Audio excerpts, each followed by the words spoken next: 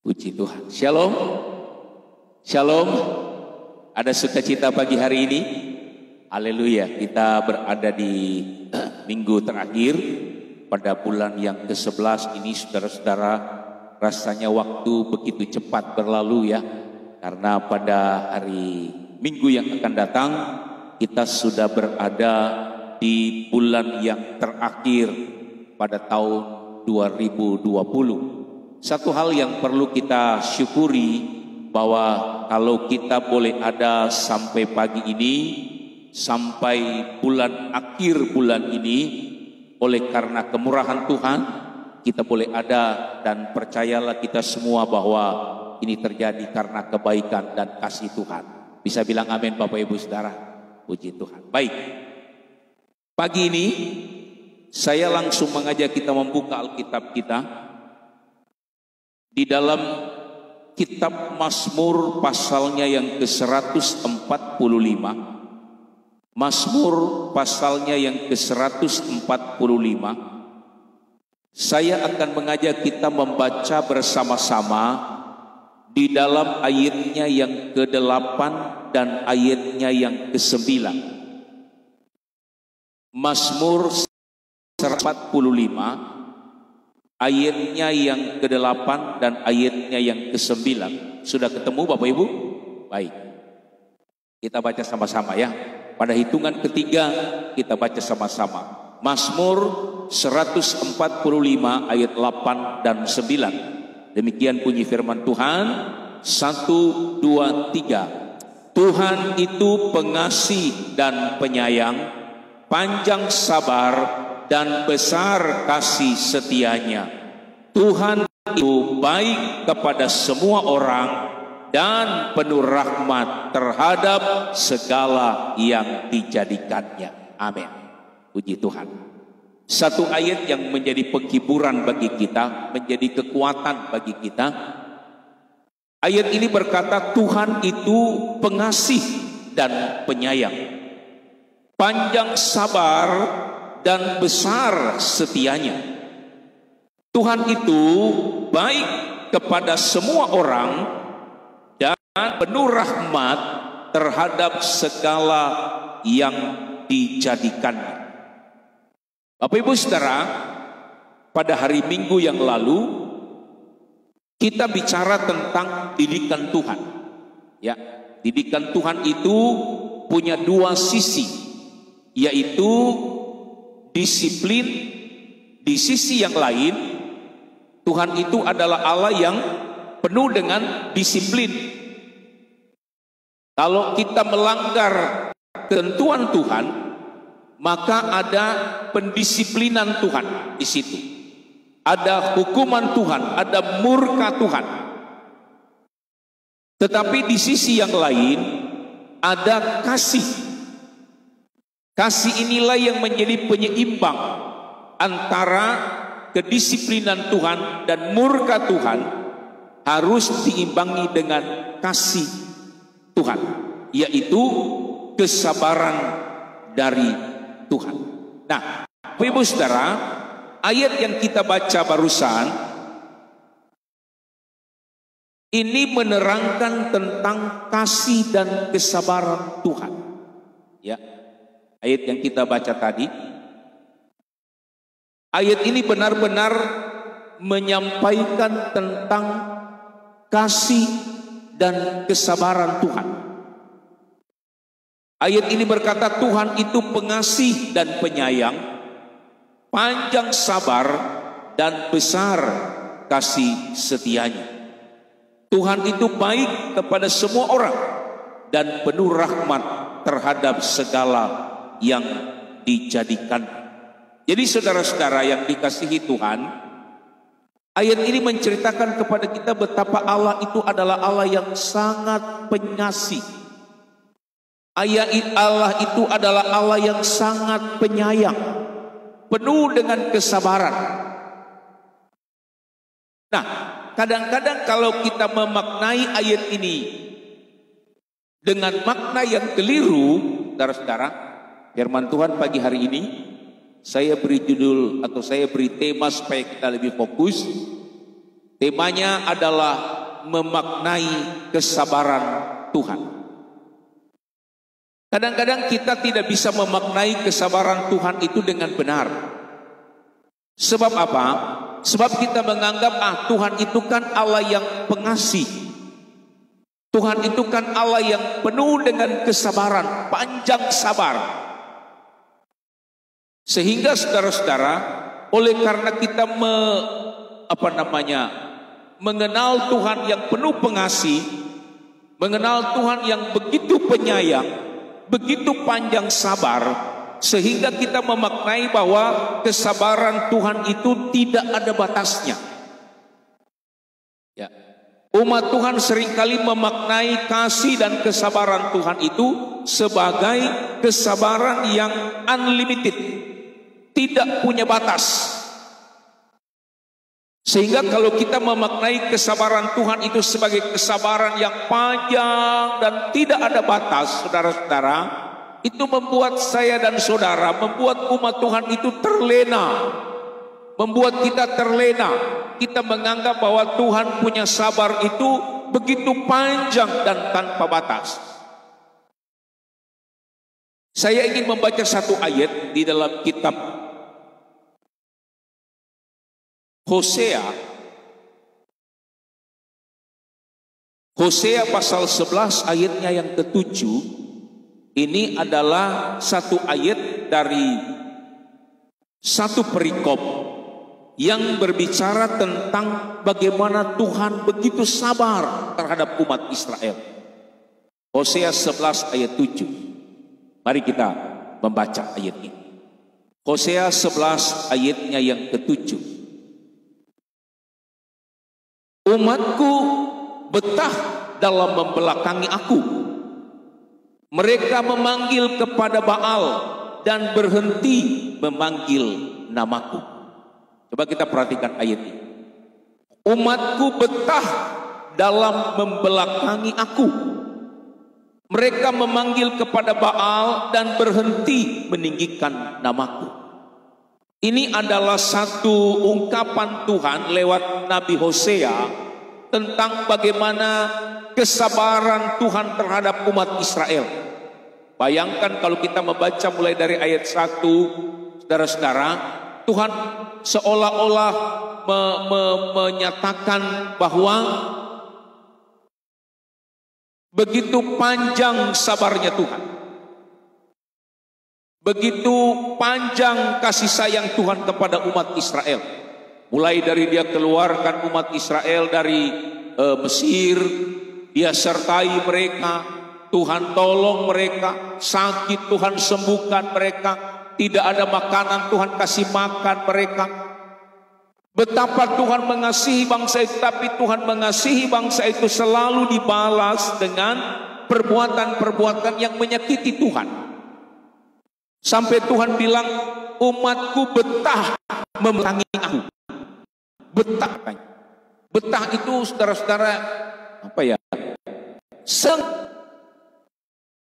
Umat Israel itu firman Tuhan karena senang membelakangi Tuhan. Betah membelakangi Tuhan.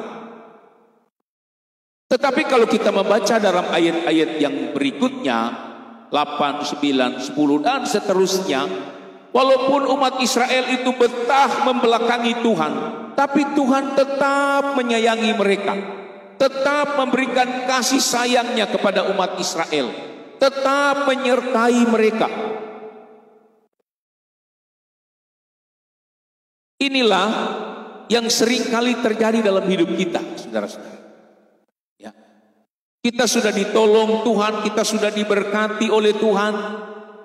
Lalu kemudian tanpa kita sadar ataupun kadang-kadang sadar atau tidak sadar, Tuhan sudah begitu baik kepada kita, kita membelakangi Tuhan.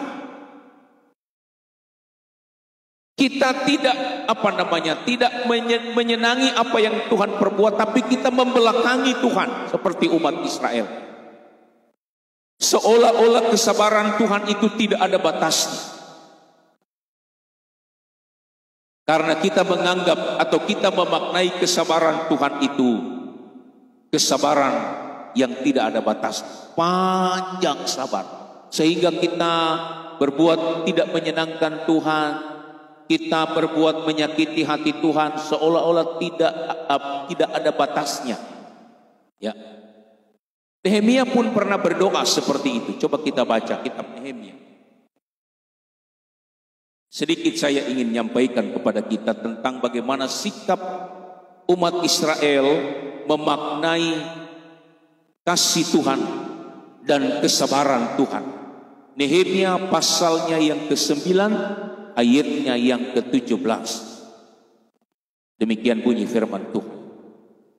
Mereka menolak untuk patuh dan tidak mengingat perbuatan-perbuatan yang ajaib yang telah kau buat di antara mereka. Mereka bersitegang leher, malah berkeras kepala untuk kembali ke perbudakan di Mesir. Tetapi engkaulah Allah yang sudi mengampuni, yang pengasih dan penyayang, yang panjang sabar dan berlimpah kasih setianya. Engkau tidak meninggalkan mereka. Coba bayangkan saudara-saudara, ini adalah salah satu doa Nehemia kepada Tuhan. Dia berkata betapa Tuhan itu penyayang, penyabar, panjang sabar, penuh dengan kasih setia. Walaupun umat Israel seringkali tidak patuh, umat Israel menolak untuk mendekat kepada Tuhan. Bersitegang leher, berkeras kepala, degil hati mereka. Tapi Tuhan, Dia tetap Allah yang penuh pengampunan. Dia tetap Allah yang penuh pengasih.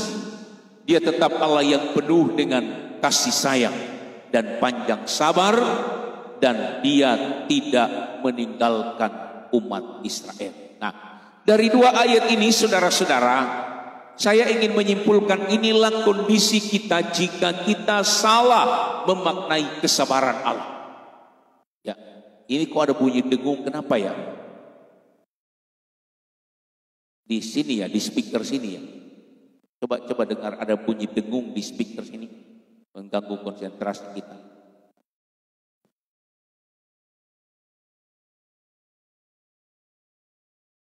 Bentar ya, Ustaz. Cek.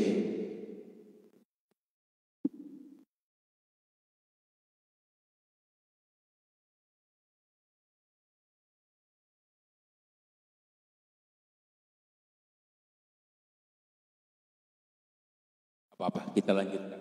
Baik. Inilah kalau kita salah memaknai kesabaran Tuhan itu, sehingga kita menganggap bahwa kesabaran Tuhan itu tidak ada batas. Sekarang pertanyaannya begini saudara-saudara, ya. Apa makna daripada kesabaran Tuhan itu? Makna atau arti dari kesabaran Tuhan itu, jika kita maknai dengan makna atau pengertian yang benar tentang kesabaran Tuhan itu. Mari kita baca 2 Petrus pasal 3 ayatnya yang ke-9. 2 Petrus pasal 3 ayatnya yang ke-9.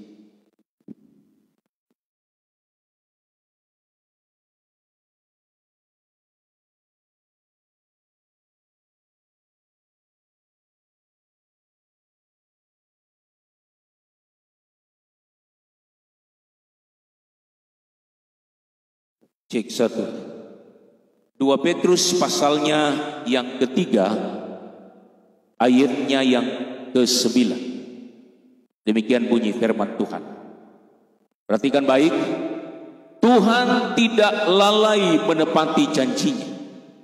Sekalipun ada orang yang menganggapnya sebagai kelalaian, tetapi Ia setia, Dia sabar terhadap kamu, karena Ia menghendaki supaya jangan ada yang binasa, melainkan supaya semua orang berbalik dan bertobat.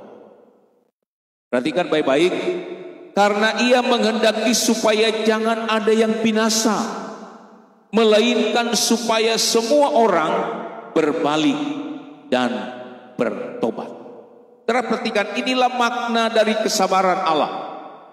Ya, Inilah makna daripada kesabaran Tuhan. Kesabaran Tuhan yang panjang itu, saudara-saudara, bukan kita maknai bahwa sabarnya Tuhan itu tidak ada batasnya. Tidak.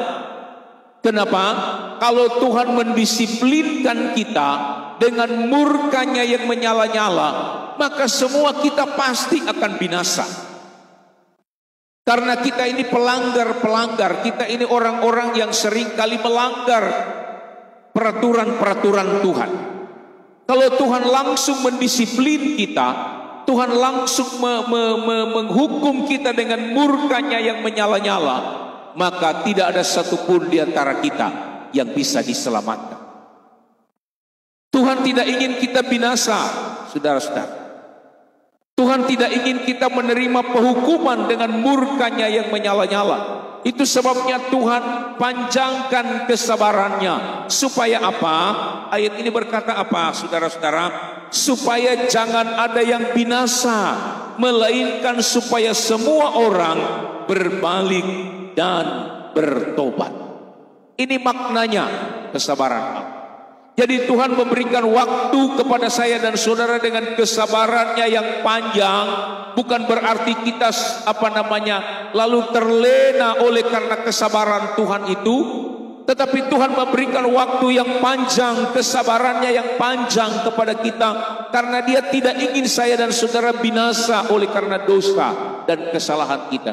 Dia ingin supaya di waktu Tuhan memberikan kesabarannya itu, saya dan saudara cepat-cepat berbalik dan bertobat di hadapan Tuhan. Bisa bilang amin, saudara?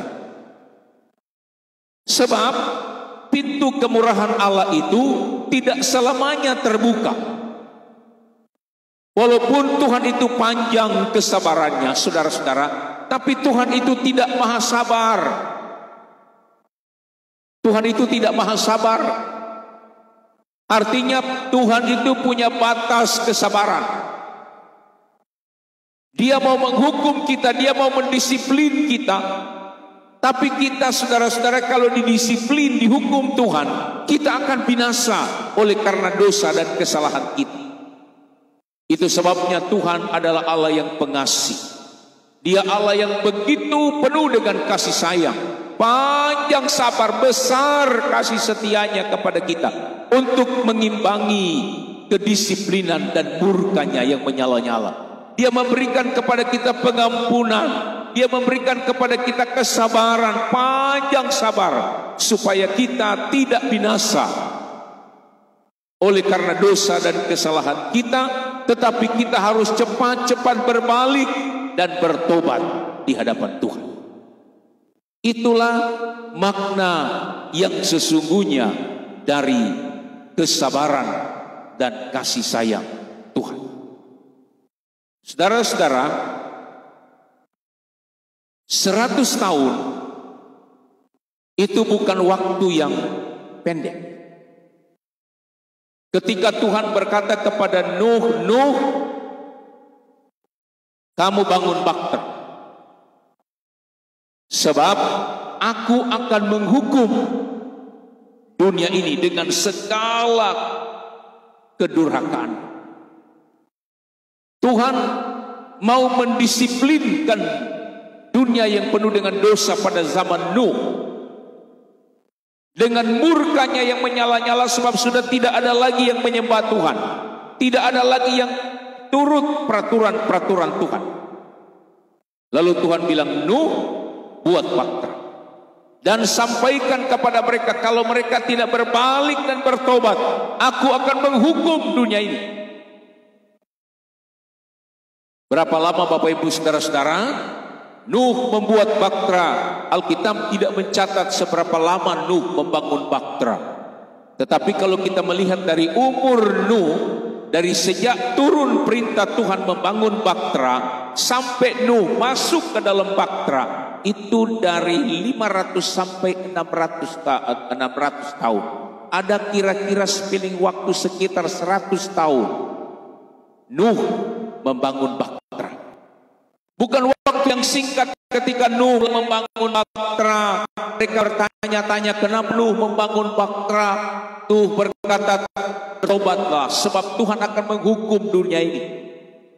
Terus Nuh membangun bahtera dengan 3 putranya. Setiap hari dia membangun bahtera, dia sambil mengabarkan tentang keselamatan, bertobat, berbalik.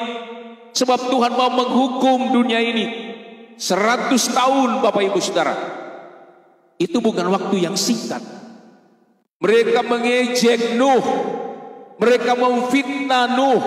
Mereka tidak mau dengar apa yang disampaikan oleh Nuh tentang murka Tuhan. Nuh berkata, berhenti berbuat dosa, lakukan perintah Tuhan sebab Tuhan akan menghukum dunia ini.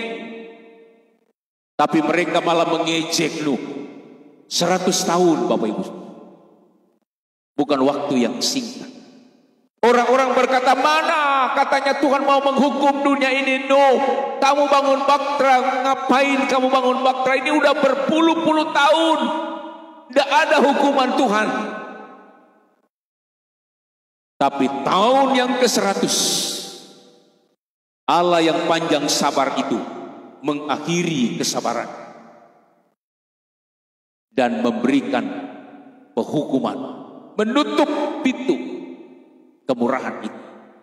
Dan ketika pintu kemurahan itu ditutup waktu Nuh masuk ke dalam bahtera, bukan Nuh yang menutup pintu bahtera, tapi tangan Tuhan yang menutup pintu bahtera. Sehingga ketika hujan mulai turun dan bahtera itu mulai mengapung, banyak orang berteriak, Nuh, bukakan pintu bahtera, kami mau masuk pintu bahtera ini, kami mau selamat.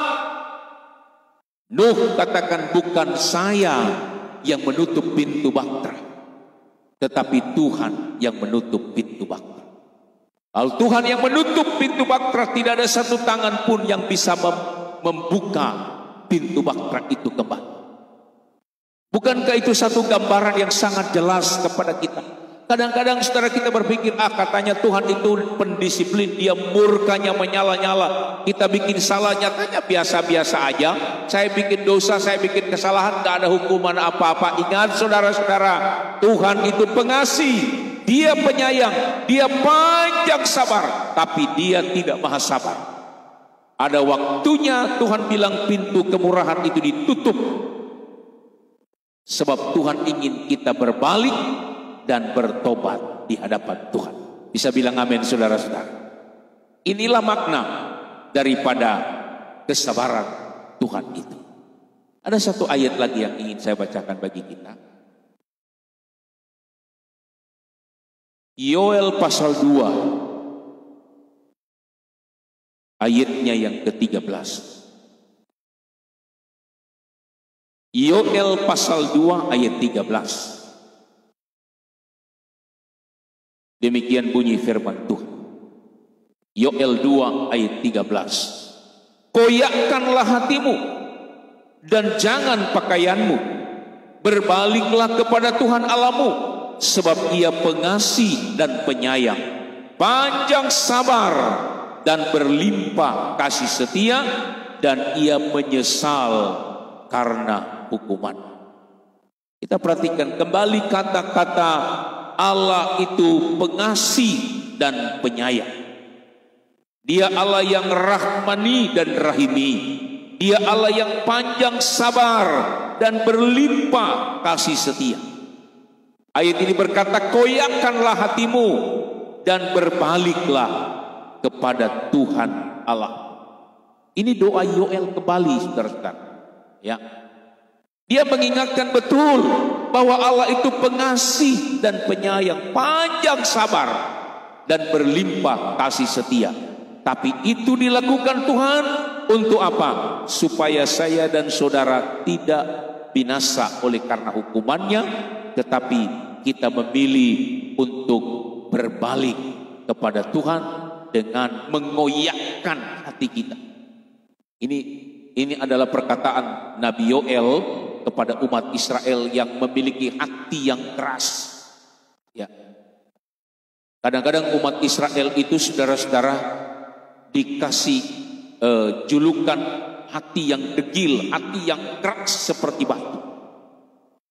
Dikasih tahu tidak mau tahu, dikasih jalan justru membantah. Itu umat Israel, keras hatinya. Tapi Tuhan Allah yang sabar. Tuhan tetap mengarahkan bangsa itu, tetap mengasihi bangsa itu. Bahkan Tuhan katakan, aku akan mengangkat hati batu, hati yang keras dari umat Israel, dan mau menggantikannya dengan hati yang baru. Yoel katakan kepada umat Israel, jangan pakaian kita yang dikoyakkan, jangan pakaian kita ini yang dihancurkan, hati kita yang harus dihancurkan dari kekerasan, supaya kita sadar dan cepat-cepat datang bertobat, berbalik. Jangan sampai saudara-saudara kita belum sempat berbalik dan bertobat, murka Tuhan terjadi atas hidup kita. Jadi pagi hari ini saya mengingatkan kita kembali betapa Allah itu adalah Allah yang penuh dengan kemurahan. Dia Allah yang panjang sabar. Dia Allah yang limpah dengan kasih setia. Dia Allah yang penyayang. Dia Allah yang pengasih. Tetapi biarlah kita maknai kasih Allah itu untuk mengingatkan kita supaya setiap hari kita berbalik dan bertobat di hadapan Tuhan. Mungkin ada jalan kita yang keliru. Mungkin ada pikiran kita yang keliru. Mungkin ada perbuatan-perbuatan kita yang keliru. Mungkin ada sesuatu di dalam hati kita yang keliru.